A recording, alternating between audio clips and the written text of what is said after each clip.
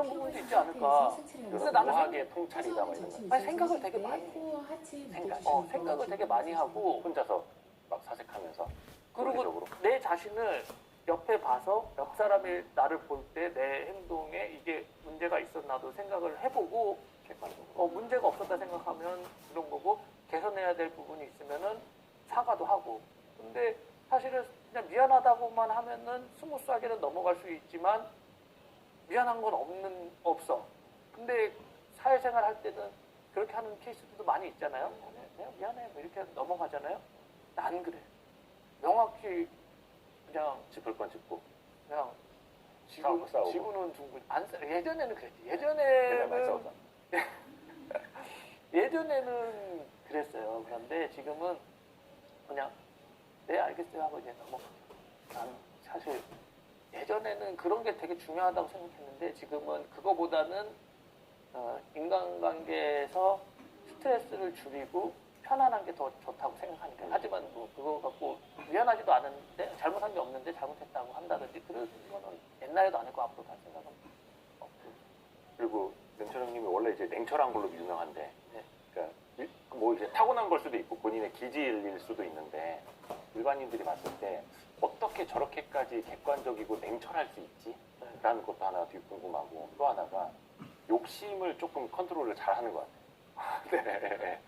그거를 이거 방법이 있냐고 물어보는 것도 되게 이거는 좀 어려운 질문이긴 한데 그것도 욕심이 없는 게 좀 태어난 것 같고 그런 면도 있고, 욕심 부리다가 박살 나는 거. 정말 어마어마한 재산을 그냥 몇백억대, 막 천억대, 천억대는 그때 너무 큰 사건이었고 몇백억대, 백억, 몇십억 욕심 부리다가 날리는 케이스들을 그런 사람들 봤죠. 보고 저런 포지션을 취하면 저기 있으면은 저렇게 되는구나. 그 격투기에서도 그게 있어요. 그 주먹이 날라올 수 있는 그 각이라는 게 있거든요. 그 바깥에 있으면은 절대 이게 사람이 이렇게 때릴 수가 없잖아. 여기는 어떻게 때려? 그래서 이제 레슬링 돌아서 때리면 되지. 그러니까 돌아야 되잖아. 네. 뭔가를 돌아야 되잖아. 그러면 돌 때 나도 같이 움직일 수가 있잖아. 그래서 레슬링 같은 거, MMA 레슬링은 그냥 레슬링은 좀 달라서 타격의 사각지대로 가거든요. 그러니까 내가 위험이 있는데 거기에 안 있고 거기를 피하려고 하죠. 예를 들면 밤에 뭔가 사고가 날 가능성이 유흥가에 야밤하고 낮에 공원하고 확연히 다르잖아요. 거기 안 가는 거죠. 그래서 그런 포지션은 안 두는 거죠. 그거를 이제 어떤 뭐 생각을 하고 하는 건지 생각을 하죠. 이거 위험한데 이거 너무 많이 들어가는 거고 이거 그리고 살 때 종목을 살 때 오늘 저기 이현투자자분의 박성민 대표님 보셨다고. 네. 곧 곧 출연 또 예정이시죠. 종목이 너무 똑같아. 겹쳐가 많이 너무 겹쳐요. 너무 겹쳐. 그 대표님께서 한 60, 70% 이렇게 얘기하시는데 아니 다 얘기하고 나니까 한 90%. 근데 보면 다 안전한 거고 들어갈 때 그거를 예를 들면 시가총액이 2천억이라고 생각하면 2천억 이건 바닥에 확신하고 그러지 않아요. 2천억이면 이거는 1,500억까지 더 빠질 수 있어. 그러면 1,500억일 때 얼마 투입을 하고 그때 이제 회사의 경쟁력이 이 상태면 이런 거를 갖다가 생각을 하고 들어가죠. 근데 보통은 그냥 들어가죠. 그렇죠. 보통은 우선 넣고 전략을 짜는데 전략 안 짜는 케이스들이 대부분이 그렇죠. 그냥 좋대 하고 하는데 예를 들면 얼마 전에 알려준 거 나는 그 얘기하면 어떡해요. 자르면 되잖아. 이 소리. 근데 여기서도 일단 그 전에는 남석이가 아시나? 남석씨, 김남석 씨 여기 IFC에 있는데 자문사 그 형이 또 그 한 달 전부터 다 일로 지금 다 나간다고 지금 중간 좀 놀랐을 때 이거 지금 무릎이라고 이거 대박 난다고 하는 거네. 근데 차트가 좀 올랐잖아요. 네. 그러면 비중으로 그러고는 그때 그러고 막 얘기 나오고 좀 빠졌어요. 네, 조정 받았어요. 그때 했죠. 그런 전략을 딱 세우죠. 이거 지금 여의도에서 거품을 지금 자문사 운영사 없는 게 없어요. 그 메이저 운영사들이나 자문사들이 회사가 좋아진다고 해서 거품 물어서 대동단결하면 어느 정도까지는 승률이 드라마틱해. 맞아요. 근데 이제 깨질 때도 드라마틱하게 거의 다들 깨지죠. 똑같이 깨지는 거죠. 네. 깨지죠. 근데 이제 그러니 이제 좀 이제 살 잠 사고 나면 좀 조정 받겠다 해서 조정 받았을 때 이거 해가지고 감사합니다. 지금 났어요. 저도 그래서 같이 좀 공부를 좀 했었고. 옛날 같으면 안 팔았을 텐데. 그쵸, 맞아요. 옛날 같았으면 그냥 수익이 나는 텐데 이제는. 그래서 저는 개인적으로 형님한테 한번 얘기한 적 있죠. 나의 뭐라 그러냐? 맞죠? 단점과 그 살아왔던 인생관을 통째로 바꾸려고 한다. 그러니까 회사도 바꾸고 이렇게 하면서 진짜 투자 스타일도 많이 바뀌었어요. 많이 바뀌었어요. 많이 바뀌었어요. 예전에는 그 내가 아까 얘기한 안 좋은 리스크 테이킹에 대한 그쪽과였죠. 근데 보통 아니 주식은 잘 알아요. 정보도 정말 많이 알고 굉장히 이제 주식 기자였으니까 그렇죠. 잘 알고 발굴도 발굴도 잘해. 기가 막힌 정보들도 많이 있었어. 근데 리스크 관리 부분이 조금 약했는데 그 부분 보완하니까 맞아요. 확 늘지 않아요? 네, 많이 들었어요. 많이 늘죠. 이제 이거를 일찍 나 처음 만났을 때 같이 했으면 나 지금 와 있을 때 안 해도 되는데. 맞아요. 그죠? 네, 그러니까 뭔가 발굴하고 공부하고 이것까지는 앞단은 좋았어. 맞아요. 근데 뒤에 홀딩하고 그 이후가 안 됐던 거예요. 아니 그래서 그 내가 파는 날 동시에 팔더라고. 그래서 야, 그랬어요? 그래가지고 야 잘하네. 거기서 한번 끊고 또 다시 보면 되거든. 네네. 그렇잖아요. 그리고 뭐 일부라도 조금이라도 좀 챙기고 그런 스터디여서 그런데 스터디 아니고 개인적 거면은 그래도 그 지점이면은 한 3분의 1 이상은 좀 하는 게 낫지 않나 하는 지점이었어요. 딱 아주 잘해요. 감사합니다. 맞아. 칭찬 감사합니다. 아니 늘 한 옛날에 10년 만에 제가 홍일이 형한테 칭찬을 받는 이런. 예전에 안 팔어. 예전에는 뭐 200% 300% 났는데도 안 팔고 제자리로 와가지고 들고 있고. 근데 스터디라서 그런 게 아니라 내가 볼 때는 본인 계좌도 안 팔았던 것 같아 느낌이. 네, 뭐 그런 게 있었어요. 미련하게 갔었는데 이제 전략적으로 가는 걸 이렇게 좀 많이 깨닫고 있어요. 주식은 눈치예요. 그렇게 이제 몇 군데서 뭐 하면 이거는 지금 확실히 회사는 좋아진다. 이거는 확실하다. 거기서 이제 부담되긴 하는데. 어떤 그 전략을 짜느냐에서 수배가 갈리죠. 근데 이것도 중요하고 이게 없으면 아예 전략을 못 짜니까. 근데 이거는 종목은 잘 픽을 했는데 전략에서 무너지면은 안 된다. 그럼 이런 논리적인 사고를 어떻게 됐냐? 그냥 되던 그냥 딱 눈치잖아요. 이거 선천적인 거다. 좀 그런 게 있는 것 같아. 맞아요. 그것도 약간 기질 안에 있는 거예요. 우선 막 먼저 지르고 뭐 이런 사람들도 기질이고 일단은 좀 침착하게 읽기 싫어서 먼저 전략부터 다 세팅해놓고 신중하게 들어가는 사람들도 기질이고 사실 이온투자자문 박성진 대표님 딱 보면 어떤 기질인지 딱 나타나요. 신중하시고. 나도 보면 이렇게 볼 때는 감봉됐고 그럴 것 맞아요. 그럴 것 같아요. 같지만요. 그게 달라. 집에 보면요. 다 자기 자리가 있어. 깨소금 자리, 음료수 자리. 이게 다 걔네들이 그래요? 열을 하고 그렇게 있어야 돼요. 그래서 깨끗해야 그거 돼요. 형수님이 하는 거 아니에요? 아니 뭐 누가 하던 간에 그렇게 돼 있어야 돼. 없으면 뭐 누구 사람을 쓰든. 근데 나도 내가 그렇게 해요. 막 하지 않아요. 그래요? 꼼꼼해요. 근데 형님도 좀 크게 실패했던 경험 같은 건 있지 않을까요? 제일 크게 실패했던 경험은 뭐예요? NC소프트 NC소프트 20만 원 주고 샀는데 자산의 50% 2015년 완전 옛날 얘기죠. 앞에 최근에 2015년 그때도 일찍 팔았다는? 아니 일찍 파는 게 아니라 20만 원 주고 샀는데 10만 원까지 빠졌다니까. 그래서 그거 버텼던 거 아니에요? 버텼죠. 어. 그러니까 아예 실패한 거? 아예 실패한 거는 없고 아예 실패한 거는 없고 몇 년도인가에 돈을 꽤 많이 벌었다가 많이 토해냈죠. 벌은 거를 확 올랐다가 이태규건설 확 올라갔을 때 팔긴 팔았는데 하락하기 시작했을 때 그 정도면은 좀 논리적으로 판단을 했었어야 되는데 그때 내가 좀 더 냉철하지 못했어요.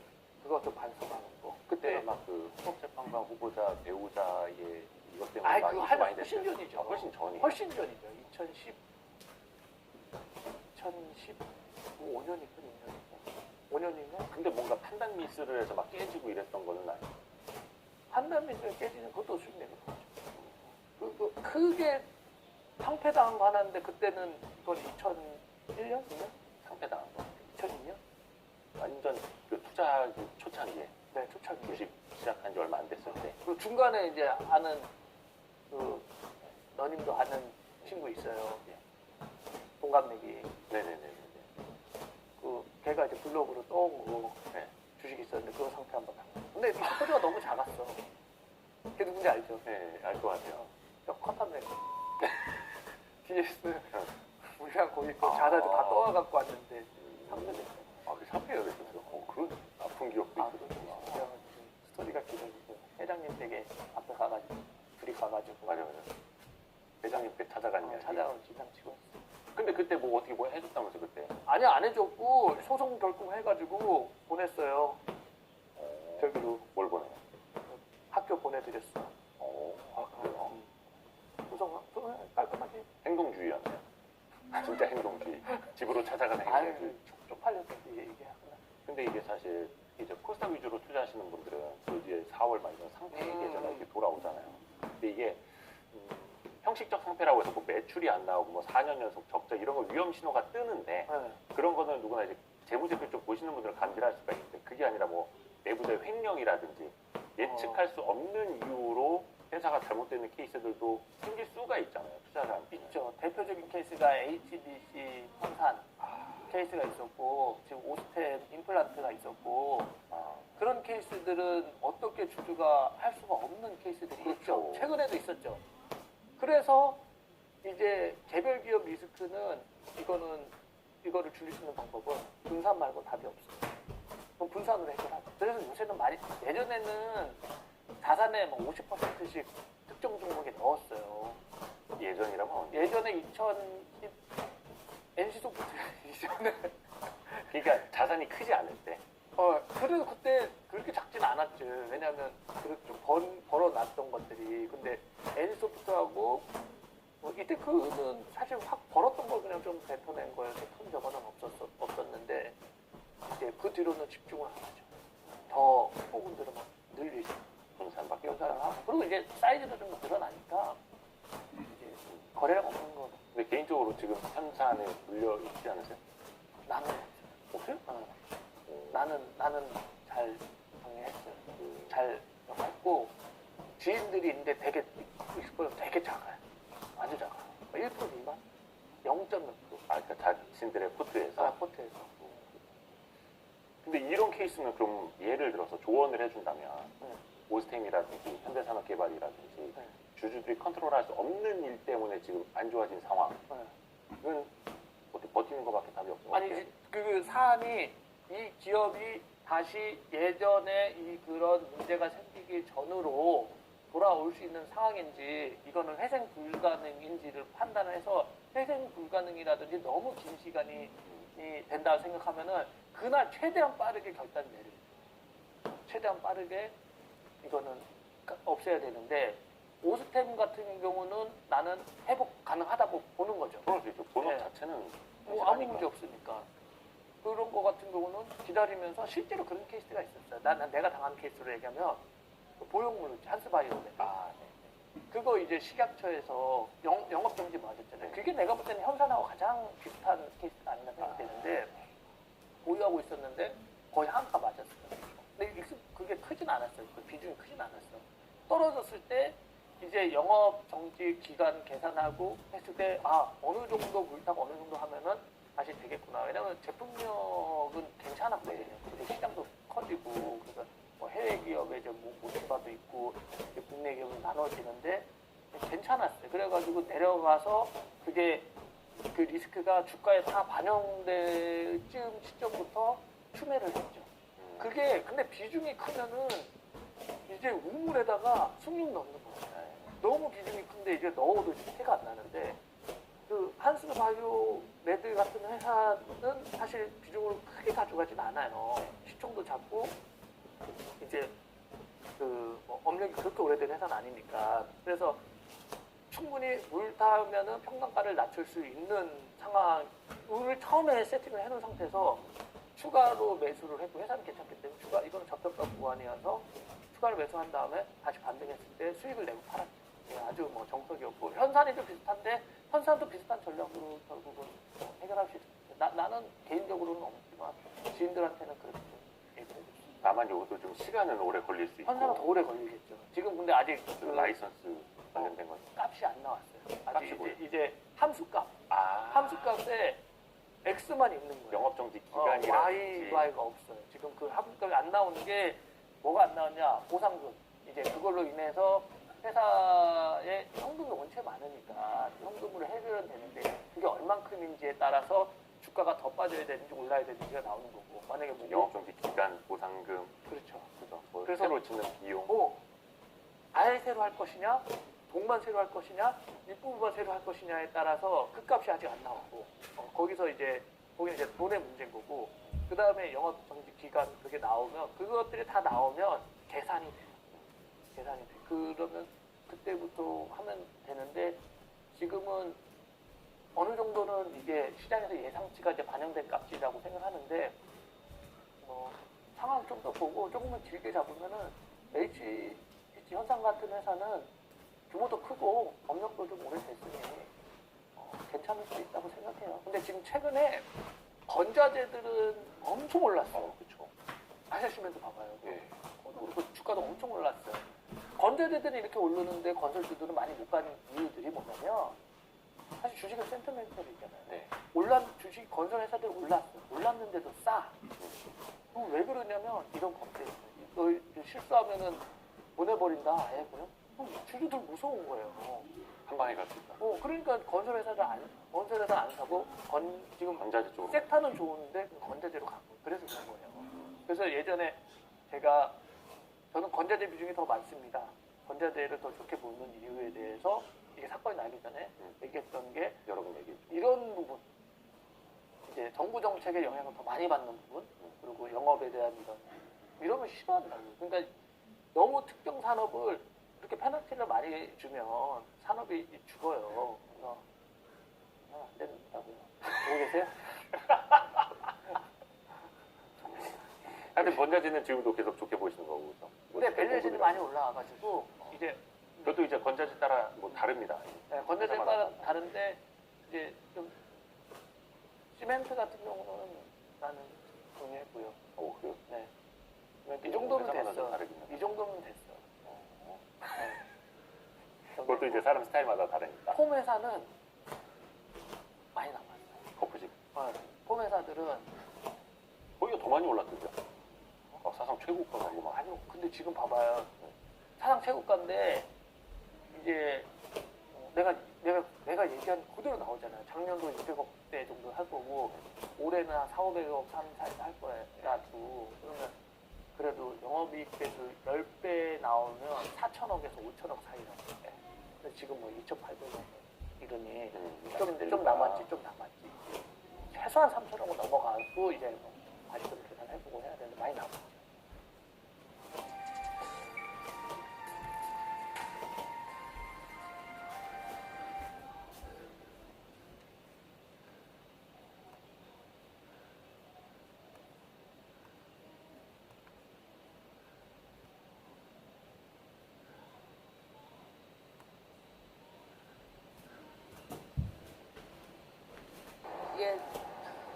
이게 좋은 건지 나쁜 건지 모르겠어요.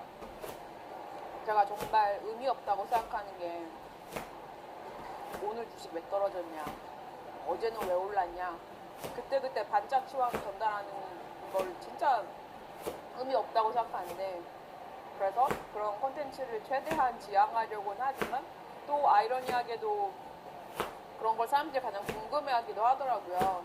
그래서 제 나름대로 이제 합의를 본 게 만약에 마켓이 2% 이상 메이저 인덱스 기준으로 2% 이상 움직이면 그거는 이제 시장에서도 유의미한 움직임이라고 정의가 되기 때문에 정체적인 등락폭이 그 정도 된다는 거는 개별 주식은 훨씬 더 낙폭이 심했다는 거니까 그 기준이 되는 게 2%이니까 오늘 같은 경우는 S&P가 1% 이상 떨어졌고 나스닥은 2.2% 예, 하락을 했기 때문에 잠깐 시황 해설을 하는 걸로 1분 이내로 1, 2분 이내로 포인트만 알면 되거든요. 이런 거는 오늘 뉴욕 시간 2시에 FOMC 회의 의사록이 떴어요. 3월 회의 내용인데 내용은 크게 두 가지예요. 하나는 Fed balance sheet 줄이기. 그래서 매월 축소 규모를 월 950달러로 하자라고 합의했다는 결과가 나왔다는 건데 무슨 말이냐면 3개월에 걸쳐서 만기가 도래하는 채권을 재투자하지 않고 소멸시키는 식으로 Fed balance sheet에 갖고 있는 자산을 줄인다는 뜻인데 매월 이거 브레이크다운을 보자면 매월 국채는 600억 달러치 그리고 모기지는 350달러 이 정도 규모를 Fed balance sheet에서 롤오프를 한다라고 표현을 하는 건데 채권 시장에 그동안 Fed가 매입해왔던 장기 채권 물량이 쏟아져 나온다는 거죠. 채권도 여러 상품처럼 그냥 수요 공급에 의해서 가격이 결정되는데 장기 채권 물량이 대량으로 풀리니까 채권 가격은 하락하고 금리는 상승하는 거고 그래서 어쩌라고라고 물어보실 수 있는데 이게 실물 경제에 타격이 있죠. 왜냐하면 어떤 식으로 타격이 있냐면 이 금리가 다른 여러 가지 시장 금리를 결정하는 이 베이스가 되는 건데 플로어이라고 표현을 해요. 그런데 이 베이스 레이트이 올라가면 예를 들어서 가장 실질적인 실물 경제에서의 변화는 모기지 금리, 주택담보대출 금리 이런 것들이 다 상승을 하죠. 그래서 시장에 타격이 오는 건데 그리고 주식 시장에 있어서도 이제 금리 인상기에는 텍 주식들 특히 high growth, low to no earnings, 심지어 마이너스 earnings인 이런 long duration stocks들은 주가가 떨어질 수밖에 없습니다. 밸류에이션 디스카운트가 되니까.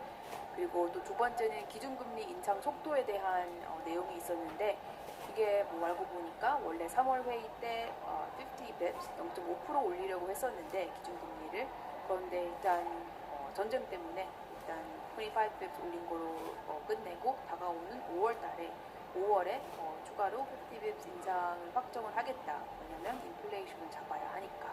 이 두 번째 포인트는 뭐 시장이 알고 있었던 거고 이미 반영된 지 오래인데 1번 처음 포인트는 오늘 채권 시장에 아주 세게 반영이 됐죠.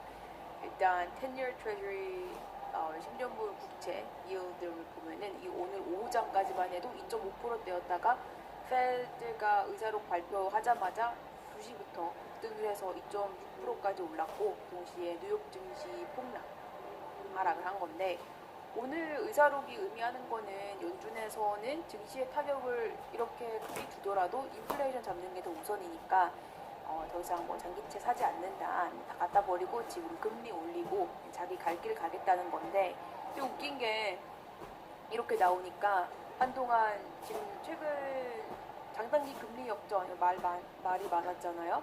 장단기 금리가 역전된 상황에서 오늘 같은 날은 이제 장기채 금리가 너무 폭등하는 바람에 오히려 역전됐던 게 또 재역전되는 아무튼 제자리로 찾아오는 그래서 이 장단기 금리 역전 이거를 이제 yield curve inversion이라고 하는데 이 inversion이 리세션에 대한 시그널이라고 이제 아주 난리를 치던 사람들이 굉장히 많았는데 그럼 그렇게 따지면은 이제 인버전 됐던 게 다시 돌아왔으니까 그러면은 뭐 리세션 시그널이 사라진 건가?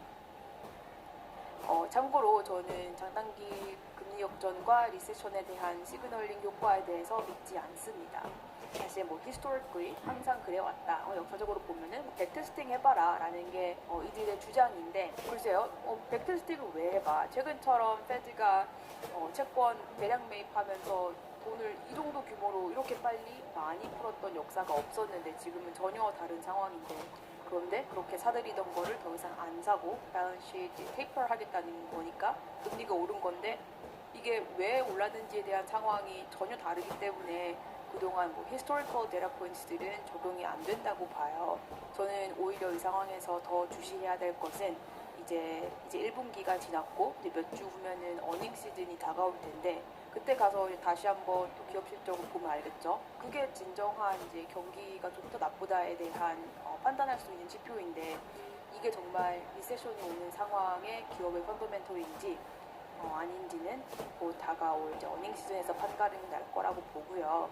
하지만 저는 개인적으로 애플이의 볼리시한 사람이고 미국 증시에 있어서는 그리고 미국 경기가 나쁘지 않다고 보는 사람이기 때문에 제 바이어스가 분명히 있으니까 잘 판단해서 투자를 하시면 되겠습니다.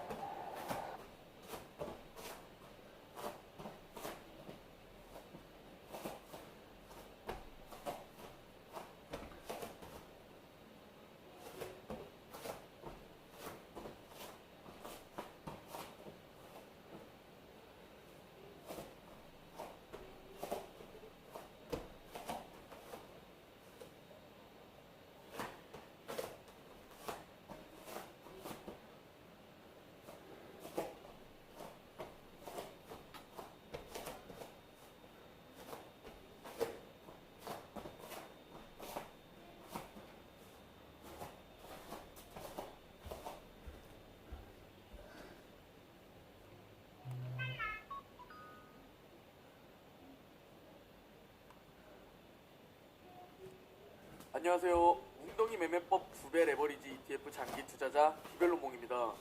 2일 연속 큰 하락을 보여주고 있는 미국 증시입니다. 많은 분들이 다시 걱정하는 모습이 보이는데요. 전 2일 동안의 하락에 대해 트레이더들의 움직임이 하락을 만들었다고 생각하고 장기 투자자인 우리에게는 기회라는 생각입니다. 오늘 영상에서 전해드릴 소식은 현재 경기 사이클 후반기에 진입했다는 의견들이 있어서 공유드리고 어제 새벽 3시에 3월 FOMC 회의록이 공개되었습니다.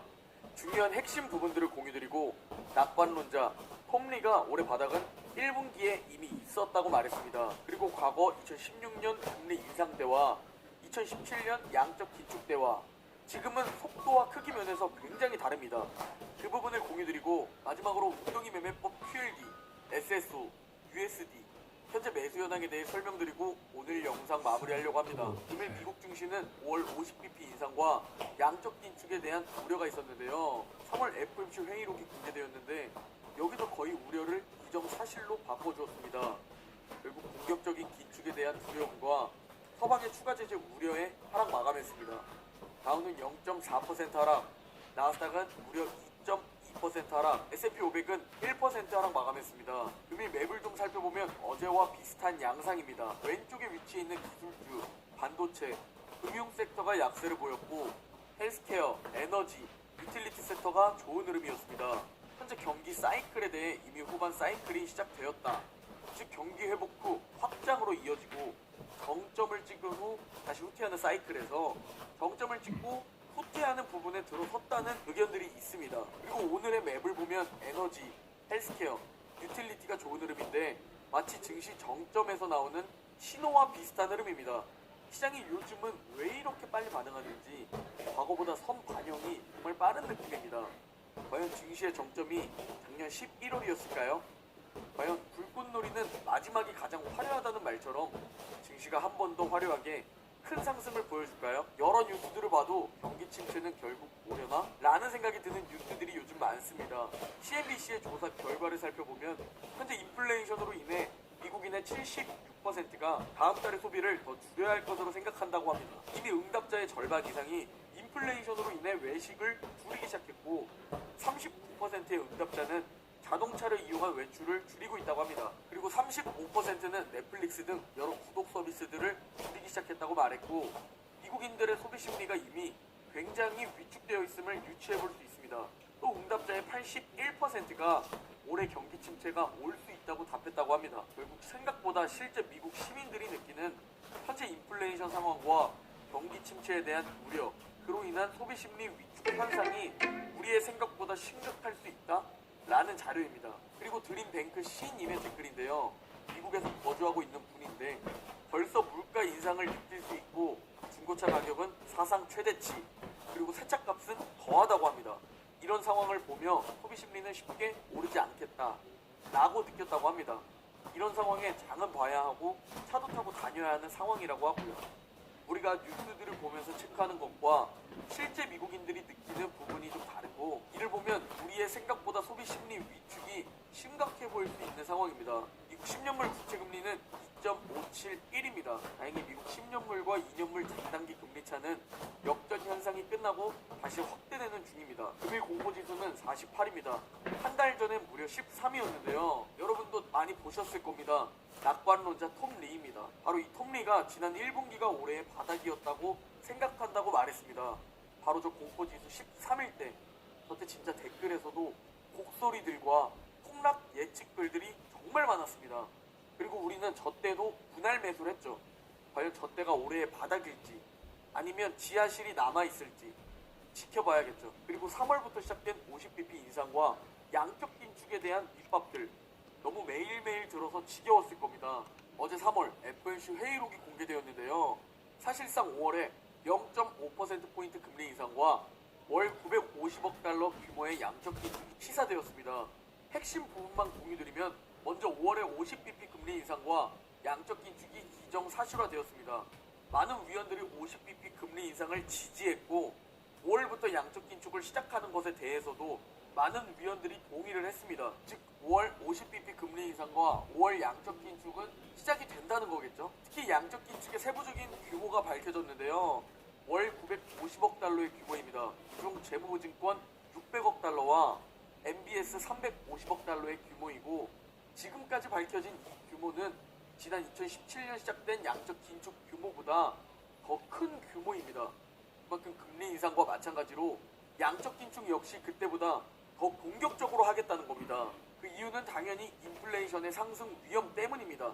벌써 이 인플레이션으로 인해 소비 심리가 굉장히 위축되고 있기에 연준 입장에서는 더 공격적으로 긴축을 해야 하는 거죠. 그나마 다행인 부분은 공급 부족 현상이 조금이나마 해결되는 게 보였다는 겁니다. 그러나 현재 다시 중국 상하이가 봉쇄되면서 계속 지켜봐야 할 부분입니다.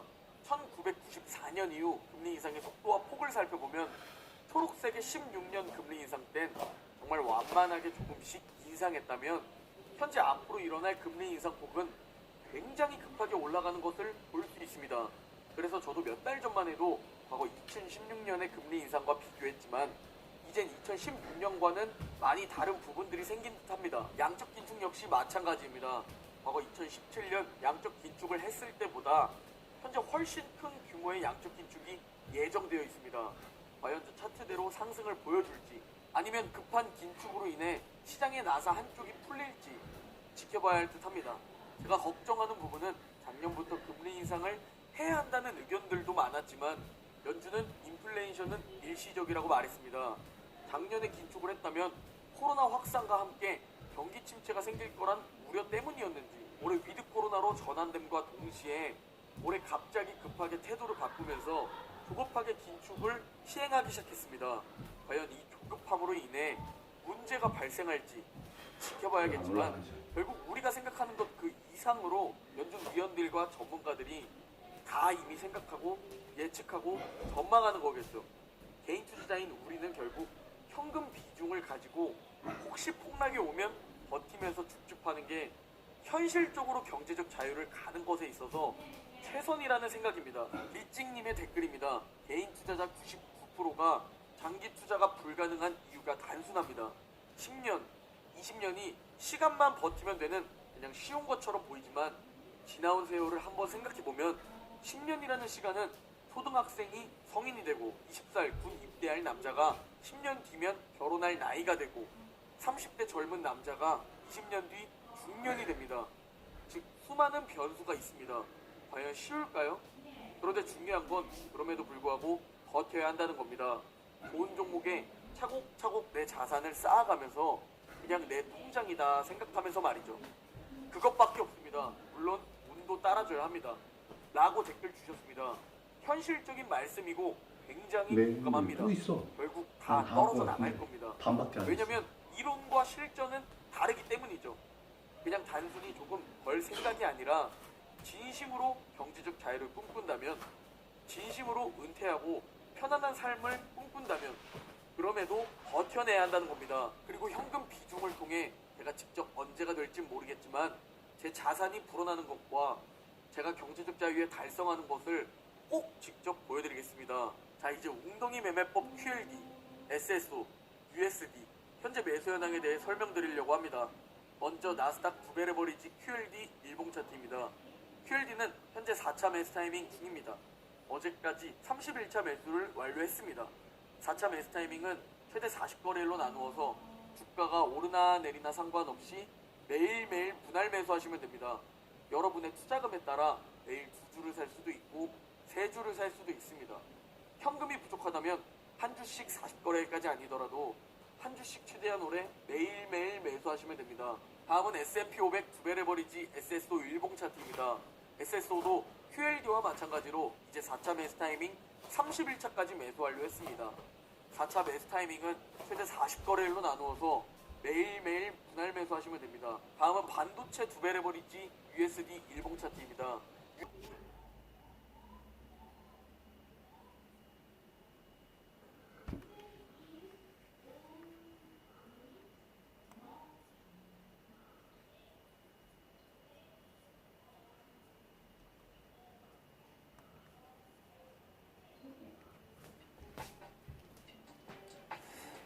네, 안녕하세요. 유튜버 신사임당입니다. 오늘 매주 목요일마다 함께하고 있는 부동산 좀 아는 선배 부룡님과 함께하고 있습니다. 부룡님 안녕하세요. 네, 안녕하세요. 네, 잘 지내셨어요? 네, 매주 뭐 바쁘게 지내고 있는데 네네. 요즘 부동산에 대해서 다들 관심이 더 늘어나고 계신 것 같긴 해요. 네. 자, 아무래도 이제 또 주식시장이 지지부진하다 보니까 네. 우리나라에 뭐 재테크라고 하면은 두 개 있잖아요. 네, 주식하고 부동산하고요. 젊은 친구들은 이제 저도 젊습니다.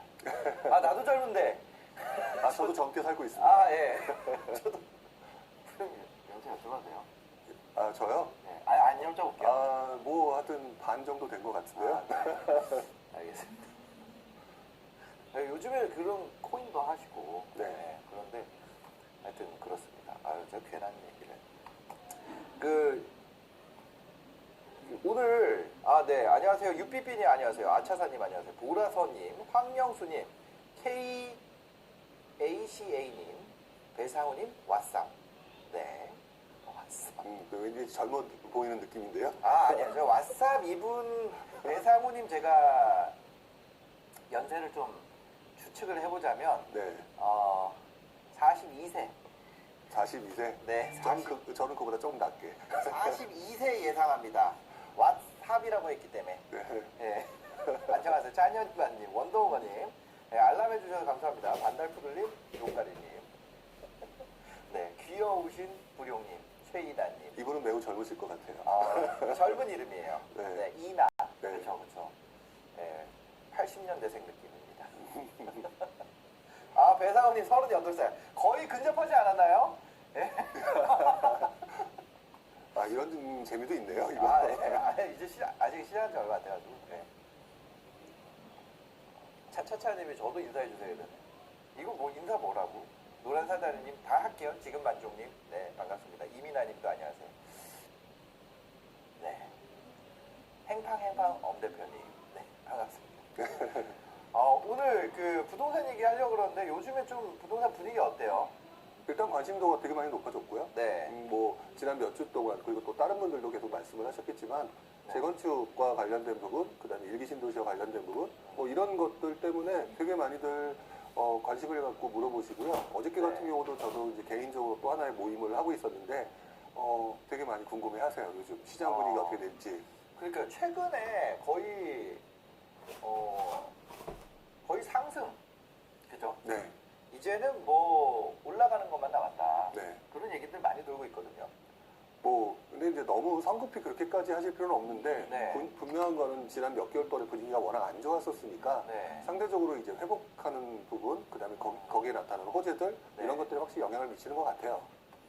그래서 이제 과거에 우리가 계속 추적을 해왔던 것이 네. 지역별 미분양 네, 계속 그런 것들 봤죠. 월별로 얘기를 드렸었잖아요. 네, 근데 실제 시장에서 미분양은 계속 늘고 있다 그래요. 네 늘고 있는 건 맞습니다. 지금 현재 어. 그 자료 나온 거가 네. 나온 것이 2월달 자료가 지금 네, 현재 그 통계 자료가 나왔는데요. 그 자료를 보게 되면 분명한 거는 미분양이 확실히 늘고 있어요. 미분양이 늘고 있어요. 네, 늘고 있는 건 확실히 맞습니다. 방향이 바뀌지 않았나요? 근데 미분양이 늘고 있다라고 하는 부분을 네, 우리가 네. 이제 조금 이제 표현이 맞는지 모르겠지만 우리가 금리 인상을 가지고 누구는 네. 집값이 떨어진다, 네. 누구는 아니다, 오른다 이런 얘기들이 서로 막 충돌하잖아요. 아, 금리도 있네. 네, 우리가. 그런 것처럼 네. 지금 미분양이라고 하는 부분이 네. 통계 자료를 보게 되면 확실히 늘고 있는 건 맞다. 네. 이거는 팩트다. 아, 근데 이제 문제는 네네. 그 현재의 그 상황을 조금 네. 더 지켜봐야 된다. 아, 늘고 있는 건 확실히 맞아요. 네. 근데 늘고 있는 그 총량 자체가 견딜 수 있을 거나 또는 뭐 크게 문제가 없는 수준이거나 네. 또는 이제 예를 들어서 굉장히 위치가 좋거나 뭐 좋은 그런 동네까지도 심리가 죽었거나 네. 이런 부분들을 좀 보고 판단을 해야 되지 네. 그 미분양이 늘었다라고 하는 것만 가지고 판단하기에는 지금 되게 섣부른 시장이다 이렇게 말씀을 드릴 수가 있을 것 같아요. 그 두 번째 요인 이제 또뭐 집값이 무조건 오른다 이런 거에 네, 우리가 그동안 이제 오르는 거가 네. 다주택자 규제를 했기 때문에 네, 그 임대 가격이 올라가서 그죠? 네, 그래서 집값을 밀어 올렸다 이런 일도 많이 있었잖아요. 네, 그렇죠. 근데 지금 기존 주택 매매 시장에 좀 활기를 불어넣는 정책이 되면서 다주택자 규제 완화, 네, 특히 또 가장 지금 뭐 한다 이러는 게 이제 양도세 완화거든요. 네. 그런 거가 또 집값 하락 요인이 되지 않을까 이런 게 좀 걱정이 되는 거 두 번째. 예, 저도 집값 하락 요인에는 네. 지금 말씀하셨던 양도세 중과 유예가 매물이 나올 거기 때문에 아, 분명히 하락 요인은 맞다. 네. 근데 하락 요인과 네. 실제 하락은 좀 다를 수 있잖아요. 네. 그런 부분을 조금 챙겨봐야 될 것 같은데 네. 저는 요즘에 이제 사람들을 좀 만나 뵙잖아요. 네. 만나 뵙고 느끼는 건데 현장에서 보여지는 느낌 자체는 네. 다주택자분들 중에서 일부는 분명히 팔려고 하시는 게 맞아요. 네. 네. 그래서 매물이 늘어나는 건 맞는데 오히려 그분들의 그 공통적인 표현 중에 하나가 좋은 입지는 내버려두고 일단 조금 자기가 생각하기에 떨어진다라고 생각하는 그런 지역들은 팔겠다? 네. 약간 그런 내용 있잖아요. 그래서 좀 분위기 자체가 똘똘한 한 채를 지키겠다, 그리고 나머지는 팔겠다. 그러니까 이런 그 외곽 지역에서 매물이 나올 가능성은 분명히 농후해졌다. 이렇게 말씀을 드릴 수 있을 것 같고요. 그러면은 지역 자체가 네. 어떤 지역은 물건 안 나오니까 오를 수 있는 거고요. 네. 어떤 지역은 매물이 나오니까 뭐 주춤하거나 조금 하락세로 접어들 가능성은 있을 것 같아요. 그런 규제 하나 있고 세 번째로 또 이제 매도 팔자 우리가 상승 요인 중입니다. 중에 저 다주택자다 보니까 네. 상승 쪽에다가 자꾸 제가 음. 그 얘기를 하게 되는데 네, 그 재건축에 대한 기대감 있잖아요. 네. 재건축 재개발 기대감이 있는데 뭐 요거는 잠깐 뉴스를 봐도 될 것 같아요. 요분이 재건축 규제 완화 신중론 이거 안 할 수도 있다. 네, 그런 얘기 했다고 하더라고요. 네, 네. 그래서 이제 이것도 뭐 이따 저희가 자세하게 다루겠습니다만 이런 경우에는 지금 또 재건축발 우리 압구정 현대 형님부터 시작해가지고 네, 그 호가 바뀌는 현상들 네. 지금 60평대 그 1, 2차죠 여기 톡 튀어나온데 거기 60평대에 70억대 이하 매물이 없습니다. 당연한 현상일 것 같아요. 지금 네. 현재는. 근데 지금 거기가 이제 자 우리 이제부터 레벨 올립니다 하고 레벨 딱 올리니까 이제 그 옆으로도 쫙 레벨들이 올라가고 있거든요. 네, 그렇죠. 지금 아니 그러니까 근데 이제 그게 뭐 이런 거 재건축 규제 완화 이거를 못할 수도 있다 이런 거가 이제 또 상승 요인이 안 돼서. 아, 근데 저는 네. 재건축 규제 완화는 네. 한마디로 말하면 대세라고 봐요. 그래서 지금 현재 그 우리 한덕수 국무총리 후보죠. 네, 네. 저는 되게 낯익은 분이에요. 아는 사이에요 개인적으로? 아니 그게 아니라 네. 전 부동산에 관심이 많았었잖아요. 네. 참여정부 시절에 네. 그 당시 부총리인가 뭐 하여튼 그렇게 하시면서 네. 부동산 정책에 나와서 굉장히 강한 어조로 앞으로는 다시는 부동산 투기를 네. 없애도록 하겠다 이렇게 네네. 해서 아주 단호한 어조로 얘기하셨던 분이기도 해요. 그래서 저는 기억이 나거든요. 네. 근데 어쨌든 이분의 말씀은 결국 정치 쪽에 계신 분의 수사이다라고 생각이 들고요.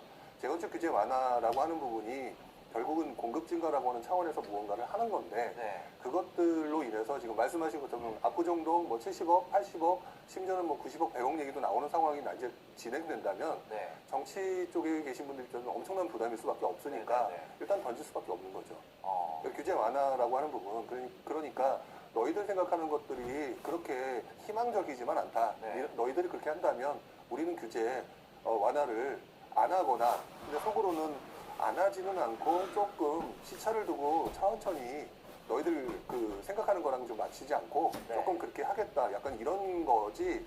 그걸 가지고 안 하겠다라고 받아들이는 거는 네. 사실 매수 주문이 대세 자체가 체결되었습니다. 아니, 서울에서 새 집 살고 싶은 사람이 태반인데 네네. 거기에서 집이 늘어날 방법은 그거밖에 없는 거를 안 할 수는 없다고 보거든요. 그 다음에 하나 더 있습니다. 임대차 3법으로 인해서 임대 가격, 네, 뭐 정확히는 전월세 신고세를 제외한 두 가지에 네, 대한 다시 이제 좀 그거 해준다면서요. 네. 그걸로 인해서 이제 자꾸 제가 그거라고 해서 그런데 저 자꾸만 이게 옛날에 총명할 때는 좀 그랬는데 이게 저도 이제 좀 있으면 40대거든요. 네. 왜 자꾸 그거 저거 이런 말을 많이 쓰게 돼요. 아 근데 저는 그 전라도 분들이 자주 쓰시는 그 거시기랑 네. 좀 비슷한 느낌이라 저는 되게 친근감 있는데요. 그게 중요한 게 아니라 하여튼 그 임대차 3법에서 전세가 올라갔잖아요. 네, 저 가지고 있던 동네도 그때 임대차 3법 되고 그냥 쭉 올라갔거든요. 네, 진짜 이렇게. 네, 근데 그거 이제 완화한다 그러면 이거 빠지게 되면은 이제 갭으로 들어간 분들 있잖아요. 네. 그런 분들 같은 경우는 이거는 좀 역전세 시게 나올 것 같은데. 그러니까 그런 경우에도 좀 하방 압력 되는 거 아니에요? 이제 그런 걱정. 역전세 시게 나올 것 같은. 네. 그렇죠. 임대차 3법. 근데 저는 개인적으로 임대차 3법에 대해서 네. 그 계속해서 뭐라고 얘기를 하고 계신 거는 네, 맞는데 네, 네. 사실상 이게 법이기 때문에 함부로 고칠 수 없는 부분이잖아요. 네네. 그러니까 지금 이게 서방설례로 가면서 이렇게 되면 이런 문제가 있을 수 있다, 저렇게 되면 저런 문제가 있을 수 있다, 이렇게 얘기만 계속 되지 네. 사실상 이게 서로 팽팽한 대치라 네. 지금 현재 상황으로 계속 이어질 가능성이 조금 더 높다고 봐요. 네. 그래서 말씀하신 역전세랑 같은 경우도 일부 지역에서 발생할 수 있겠지만 네. 오히려 그런 것들은 지금 이제 매물을 내놓으려고 하는 다주택자분들 네. 이분들이 매물을 내놨을 때 네. 아마 이쪽 지역에서 조금 문제가 되는 일부 지역 발생할 네. 것 같고요. 근데 또 그게 또 다 발생할 수도 없는 게요. 네. 더 세부적으로 들어가게 되면 올라갔다가 떨어지는 거거든요. 네. 그러니까 그 5% 상승 요인에 따라서 적게 올린 쪽과 네. 그동안 많이 올라간 요인들이 있는 사실 그게 이제 기준점이 되는데 그다음 떨어져요. 마지막 하나 더 있습니다. 네. 마지막 하나. 이거는 뭐 저번에도 원래 저번 정부 사실 지금은 지금 정부인데 이거 뭐라 그래야 돼요? 문재인 정부라고 할게요. 그냥 네. 원래 이름을 잘 얘기 안 하는데 네네네. 지금 현 정부에서도 그 했던 정책이고 네. 지금 차기 정부에도 사실 뭐 글로벌 대세예요. 네. 금리 인상, 네. 금리 인상 이거 5개. 네. 그래서 자 하나씩 보면 오늘 다룰 거는 이거예요. 미분양 증가. 네. 그 다음에 다주택 규제 완화. 그 다음에 재건축 규제 완화하기 어려워진 거. 네. 그 다음에 임대차 3법 바꾸는 거. 네. 그 다음에 금리 올라가는 거. 네. 이거거든요. 아무래도 근데 이 그쵸. 중에 4개는 원래 그 전까지 이렇게 해서 올라가니까 3개. 미분양 증가 빼고 3개는 이렇게 해서 올라가니까 이거 풀어야 된다 해서 푸는 건데 네. 지금 작년에서 그러니까 이게 언제냐면 2021년 12월까지는 이게 상승 요인이었다가 상승 요인이었거든요. 네. 근데 지금은 이제 이거 푼다 그러는데 푼다고 해도 상승 요인인 거예요. 어떻게 된 걸까요? 그래서 이제 우리가 집값이 만약에 그것이 상승 요인이었던 것이 참이라면 네. 지금부터는 이제 하락 요인이 되는 거잖아요. 네. 그래서 이제 이 5가지에 대해서 좀 오늘 이야기를 나눠보면 좋을 것 같아서 집값 하락이 실제 현실화할 것이냐, 네. 저는 팔아야 될 것이냐. 저 같은 경우는 왜냐면 이게 6번 있다. 6번 뭐냐면 임대사업자. 아, 네. 임대사업자 제도. 임대사업자 제도. 이거 다 다룰 수 있을까? 1시간인데. 후루룩 다루면서 갈 것 같아요. 오늘 그래서 이게 프리뷰가 이거예요. 이거 6개고. 네. 이 6개. 임대사업자 같은 경우 저 이번에 4년짜리로 만기 도래했거든요. 이미. 네. 네. 이거 어떻게 해야 돼요, 이거? 이거 보유세 내야 되나? 5월 1일까지 팔아야 돼? 뭐 이런 거. 임대사업자 이제 만기 지났으면 이제 연락해가지고 전세가 그냥 올려야 되는데. 네. 이제 두근두근한데. 네. 근데 저는 안 올리죠. 유튜버니까. 네. 저는 안 올릴 겁니다. 저희 세입자분들은 안심하셔도 됩니다. 저 유튜브 접는 날 올릴 거예요, 저는. 아 정말요? 네, 그때. 댁이 어딘지 알려주면 제가 전세로. 저는 저 유튜브 할 때, 그 뭐지? 이런 얘기 하더라고요. 큰 영향력에는 큰 책임이 따른다. 예, 그 맞는 것 예, 같아요. 그래서 저는 진짜 올바르게 살고 있거든요, 지금. 거의 음, 제가 할 수 있는 최선을 다해서 올바르게 살고 있거든요. 네. 저 진짜 신호위반도 안 하고, 그거 차 타고 신호위반 말고, 네네. 무단횡단. 신호위반이라고 되게 또 그렇게 생각하는데, 진짜. 근데, 하여튼, 건물도 반값 월세, 진짜. 아, 저 그렇게 살고 있습니다, 지금. 그런데, 그거만 끝나면, 나도 여기, 리틀 해비님이나, 최이나님이나 손동길님처럼 살 거예요. 예. 대부분의 분들이 뭐 현재 근데 상황에 맞춰서 하죠. 하여튼 근데 단방님처럼 살 거예요. 그래서 이거 임대사업자제도 요거까지 해서 지금 6가지인데 요거 이렇게 호로록 오늘 좀 네. 살펴보고 이거 하락 요인이 될 것인지 네. 아닌지 한번 살펴보도록 하겠습니다. 첫 번째 미분양 증가요. 미분양 이거는 지금 좀 그런 거 아니에요? 잠시만요. 미분양 관련된 거. 기사 한번 보여주세요. 한국경제 기사예요. 쌓이는 미분양, 경기도 한 달 새 2배 이상 급증. 이거 그때 그런 얘기 하셨잖아요. 미분양이 늘어나는 것도 중요하지만 네. 미분양 증가 속도도 되게 중요하다. 네, 중요하죠. 그죠? 근데 지금 이 기사를 보면 경기도에서 지금 한 달 새에 2배 이상 급증했다. 네. 전국 2만 가구 3월 새에 1만 가구 넘게 늘어났다. 그러다 보니까 지방에서는 도정지역 해제해줘라 이런 요구가 커지고 있고 거래도 꽁꽁 2월 거래량 795건 서울에 사람이 거의 서울 수도권 다 따지면은 대한민국 인구 절반이 살고 있는데 네. 거기서 795건만 한다는 거예요. 부동산들 지금 다 말라 죽는 상황인데 네. 그죠? 그럼 미분양 주택이 쭉 늘고 있다. 네. 이거는 완전히 하락장 기사 아니에요? 그러니까 그 내용을 보게 되면 하락장 네네. 기사고요. 네네. 근데 이제 통계 착시가 있을 수 있기 때문에 그 부분을 조금 지켜봐야 될 것 같아요. 통계에 착시가 있다. 예, 왜냐면은 지금 이 제목에서 보게 되면 아까 네. 좀 전에 말씀하셨던 것처럼 그 경기도 한 달 새 2배 이상 급증이거든요. 네. 이게 만에서 2만으로 는 거와 네. 5에서 10로 는 거가 아. 차이는 엄청나게 차이 아, 있잖아요. 그렇죠. 5에서 10로 늘어도 그렇죠. 네, 그런 차이가 있기 때문에 그 부분을 조금 지켜볼 필요가 있을 것 같고요. 네. 어쨌든 미분양이 늘어나는 건 팩트라고 말씀을 드렸기 네. 때문에 그 부분을 경기도가 이번에 특이하게도 이번 2월에는 좀 늘었어요. 네. 원래는 수도권들은 그동안 안 늘었잖아요. 그러니까요. 근데 늘었다 이거죠. 네. 그러면 그게 어느 지역이냐. 그리고 이런 것들을 조금 보는 게 좀 좋지 않을까 싶고요. 그뿐만 아니라 이것도 있습니다. 한국경제 기사인데요. 미계약 또 나올라 서울 아파트 특공 경쟁률 8분의 1 토막 났다. 분상제 미적용한 한화 포레나 미아 특공에 3,400명 물렸는데 청약자가 이전에 3분의 1 수준이다. 그래도 많이 하긴 했네요.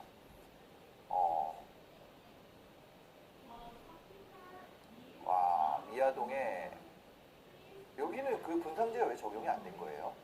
뭐 제가 정확하게 뭐 때문이다라고 말씀을 드릴 네. 수는 없고요. 제가 정확하게 확인을 한 것은 아니기 네네. 때문에. 근데 지금 현재 분상제가 적용되는 곳과 네. 분상제가 적용되지 않는 곳들이 있거든요. 네. 근데 지금 공통적인 게 분상제가 적용되는 곳의 경쟁률은 높고요. 네. 분상제가 적용되지 그러니까 그 분양가가 높았던 곳, 분양가가 높았던 곳들의 경쟁률이 낮은.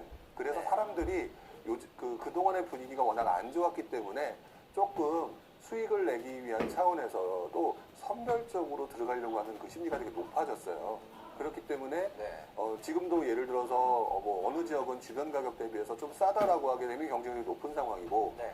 주변 가격에서 솔직히 내가 먹을 게 없다라고 하면 서울이라고도 해도 안 들어가는 약간 그런 심리들이 굉장히 강해진 상황인 것 같아요. 그러니까요. 이거 미분양이 증가하고 있다는 건 어쨌거나 좋은 신호는 아니에요. 주택 가지고 있는 입장에서는.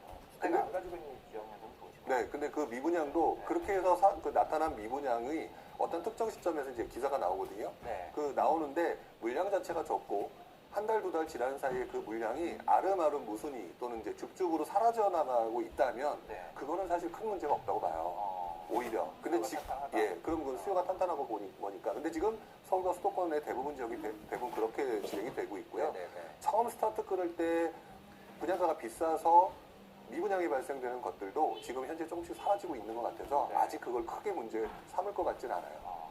한번 화면 보여주세요. 이게 2월 미분양 전국 현황인데요. 네.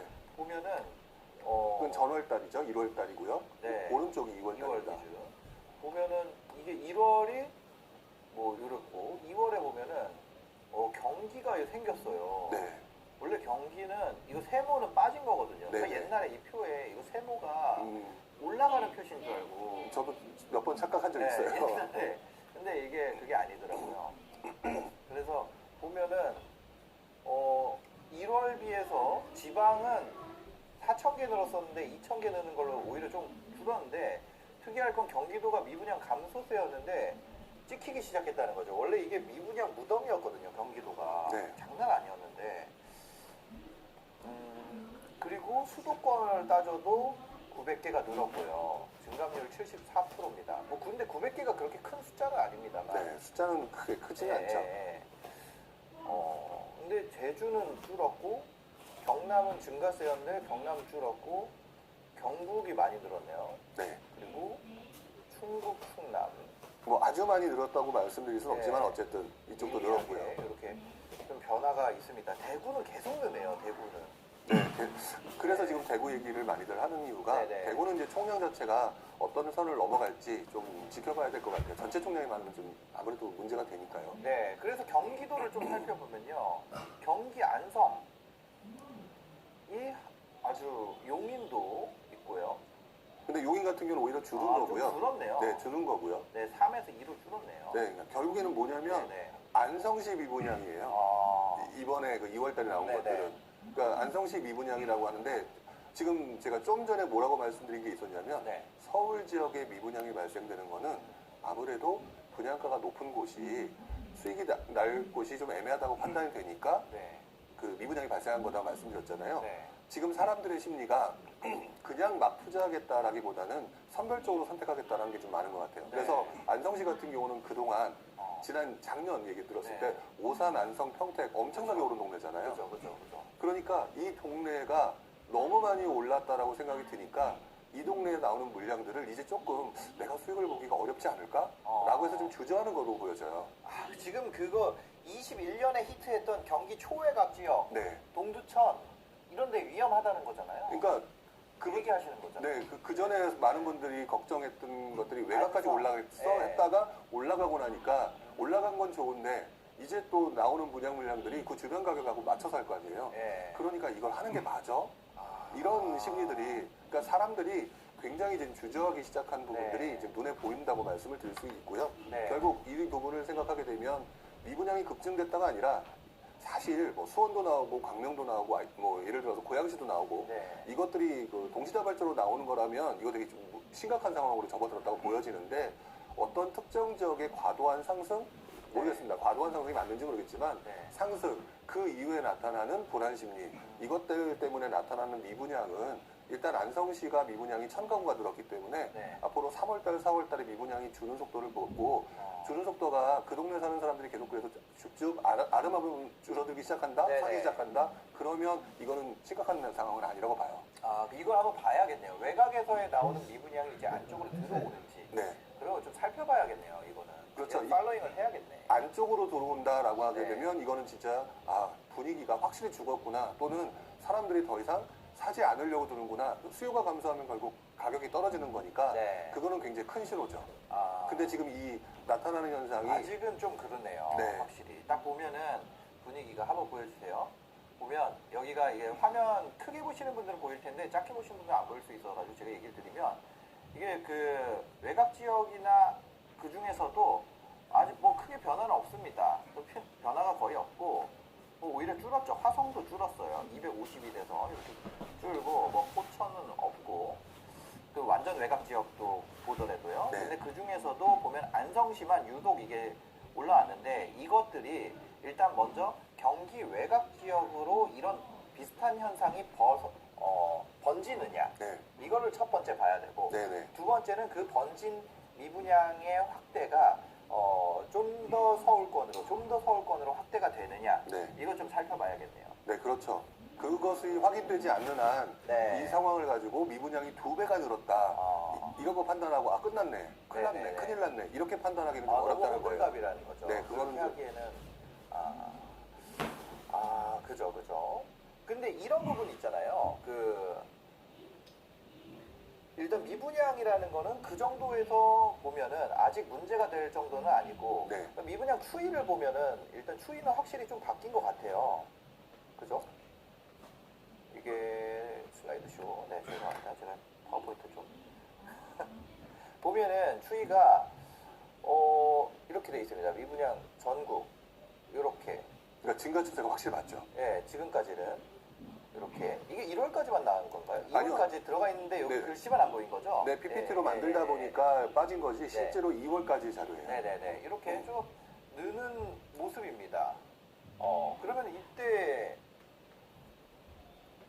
2015년부터도 이렇게 느는 추세였는데 이때 지방이 좀 안 좋았나 봐요. 네, 그때 분위기가 상당히 안 좋았고요. 그래서 네. 지방에 계신 분들이 그때 2017년, 18년 올 때 네네. 서울로 많이 올라오셨죠. 네네. 네.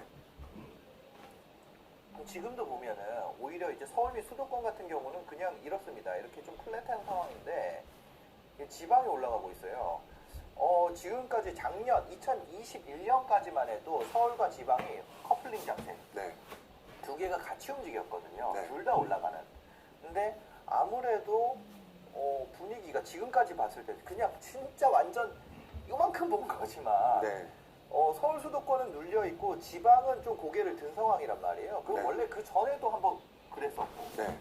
그러니까 좀 올해부터는 지방이랑 서울 수도권이 좀 차별화가 있지 않을까 이런 생각도 들긴 드네요. 이거 봤을 때는. 그러니까 지방 자체가 그래서 네. 기본 기초 체력 자체가 아무래도 서울과 수도권에 비해서 떨어진다라고 하는 부분이 바로 여기서 나타나는 거고요.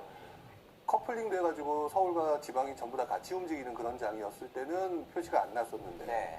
이게 지금 그동안 이제 규제 때문에 분위기가 한 5, 6개월 이상 되게 분위기가 안 좋았잖아요. 네네. 그 안 좋으니까 기초 체력이 떨어지는 지방의 일부 지역들이 분위기가 좋지 않아지는 그런 현상들이 나타나고 있는 거죠. 지금 지방이랑 수도권 외곽 네. 이런 쪽이 조금 주의가 되고 오히려 네. 서울 안쪽은 여전히 수요가 있다. 네, 그럴 수밖에 없는 게 지금 다주택자 중과 완화를 아까 말씀을 하셨을 때 네. 중과 완화를 해주겠다라고 얘기했을 때 다주택자들은 일단 내가 보유하고 있는 것 중에 제일 좋은 거 네. 그러면 우리 서울과 지방 얘기를 하게 되면 서울이겠죠. 서울은 보유하고 지방은 던지고 또 지방 중에서도 네. 광역시는 보유하고 또는 이제 외곽은 던지고 네. 이런 식으로 생각을 할 거란 말이죠. 그러니까 그런 현상들이 지금 나타나고 있는 상황에서 지방의 특수한 그 외곽 지역들 그런 종류에서 그동안의 분위기가 괜찮았기 때문에 나오는 분양 물량들이 미분양이 발생하는 거. 사실 지금 지방에서 아까 보셨던 것 중에서 네네. 경북 지역 미분양이 좀 있었는데 네네. 경북 지역 같은 경우에 지금 미분양이 늘어나는 곳은 포항하고 경주 지역이에요. 그러니까 네네. 광역시는 또 아니라는 거죠. 네네. 그래서 지방도 조금 좀 다르게 봐야 되는 것 같은데 네. 어쨌든 지금 현재의 정책 방향으로 봤었을 때는 네. 외곽에 대해서 조금 분위기가 좀 조심스러워지는 분위기가 있는 것 같고요. 다만 이제 여기서 또 한번 다시 지방 또는 외곽 지역이 강해질 수 있는 그 소지는 네. 다주택자분들한테 그 종부세 부과 기준을 채수 가액 뭐 이런 것들 어떻게 하느냐에 따라서 네. 가액으로 가게 되면 또 그러면 한 채 더 살까라는 생각이 드니까 그때 또 다시 바뀔 수 있는 그런 상황이 계속 이어질 것 같아요. 지금 보면은 다주택자 당연히 뭐 그냥 아예 극단적으로 해보면 내가 뭐 강남에 한 채 있고 뭐 어디 갈까요? 안 좋은 예를 들라니까 이게 애매하네. 그러니까 다른 지역에 하나 있다고 하면 네. 두 개 중에 너 뭐 남길래 하면 당연히 강남을 남기겠죠. 그러겠죠. 네. 그렇기 때문에 지금 현재 상황이 양도세를 풀어주면 네, 강남이라고 하는 곳에 거다 재건축 호재 그러니까 그쪽 지역은 좀 강해지는 모습인 거고 외곽 지역 같은 경우는 조금 물량이 늘어난다거나 또는 매물이 늘어나니까 거기는 움직임이 이렇게 아주 강해 보이거나 이러지는 않은 상황인 거죠. 지방이 또 안 올랐으면 모르겠는데 안 올랐으면 오른 거 팔고 뭐 이렇게 하는 게 그런 논리가 성립이 될 텐데 사실 역대급 장세였거든요. 네. 작년이 전국 저 같은 경우 지방에 물린 아파트 되게 있었거든요. 네네. 그것도 다 수익 전환했어요. 그러니까 그런 진짜 역대급으로 와 세상에 이런 상황이었기 때문에 왜냐면 지방에 그동안 가지고 계셨던 분들 같은 경우는 수익이 뭐 보통은 뭐 2천만 원, 뭐 3천만 원 이래서 팔면 사실상 네. 거의 수익이 없는 그런 아파트였는데 네. 갑자기 그런 것들이 뭐 억대 수익으로 바뀌어버린 거예요. 네. 근데 이거를 아마 지방 갖고 계신 분들 중에 그런 분들 많을 거예요. 특히 뭐 충청 지역이나 이런 데 갖고 계신 분들 같은 경우는 충청, 강원, 뭐 제주 이런 데 가지고 계셨던 분들 같은 경우는 이게 억대 수익으로 바뀌어버리니까 이거 어떡하지? 와 이거 그냥 전세 받으면서 나 평생 가야 되나? 이렇게 생각하고 있었는데 완화해준다 그러니까 여기를 이제 정리를 그러니까 수익 확정시키고 조금 마음 편해 갔다가 네. 나중에 상황 보고 다시 한번 해보자. 뭐 이런 생각을 하실 수 있는 거죠. 왜냐면 거의 한 7년 들고 있었거든요. 7년. 그러니까 이거 다음 사이클에 내가 팔려고 생각하면은 네, 더 오래 갈 수 있으니까. 그러면은 예를 들어서 한 앞으로 또 8년 뭐 7년 이렇게 나중에 한 번 이번에 못 팔면 다음번에 쉰 살이야. 막 이런 느낌인 거잖아요. 네. 그러니까 제가 제 얘기가 아니라 제가라고요. 제가 아니 그게 아니라 그러니까 이게 다주택자 이제 규제 완화를 하는 게 지방에 또 미분양도 안 그래도 늘고 있는데 좀 가속화할 수 있겠다 이런 생각도 드네요. 그렇죠. 그런 부분이 있어서 네. 어쨌든 미분양. 근데 지금 그 부분을 어쨌든 신경을 써야 되는 것 같고요. 그렇다고 뭐 네네. 지방을 하지 마라, 뭐 해라 이런 얘기는 못 하겠지만 네네. 현재로서는 지방에서도 외곽 지역 네. 이런 것들 같은 경우는 일단 좀 정책의 분위기를 좀 봐가면서 해야 되는데 네. 어쨌든 가장 우리가 기본적인 신호라고 말하는 미분양들은 지방의 그 외곽이라고 말하는 일반 네. 중소도시급 네네. 중에서도 움직임이 나타나는 것 같다. 아. 그거는 좀 신경 쓰고 보셔야 될 것 같아요. 중소도시 움직임, 중소도시 하시는 분들이 그거거든요. 약간 그래도 내가 임장 좀 다녔다 하시는 분들이 중소도시까지 지금 작년에 네. 했거든요. 그러니까 공격적으로 좀 많이 네, 하셨잖아요. 그거보다도